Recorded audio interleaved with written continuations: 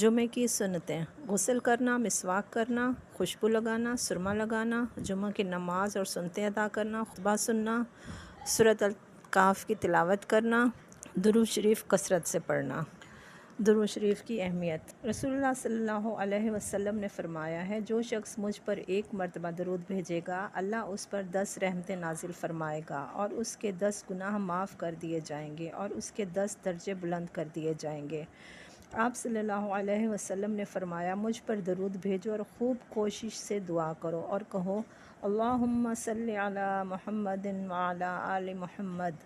کما صلیت علی ابراہیم وعلی آل ابراہیم انک حمید مجید، اللہم بارک علی محمد وعلی آل محمد کما بارکت علی ابراہیم وعلی آل ابراہیم انک حمید مجید۔